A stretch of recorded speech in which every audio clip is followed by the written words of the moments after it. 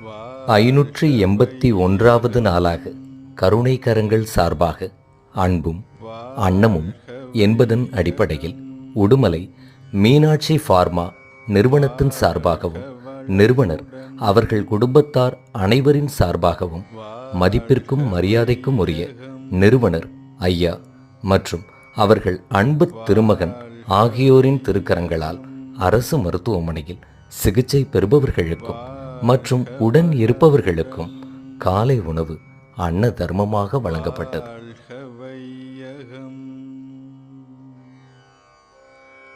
வாழ்க வையகம்,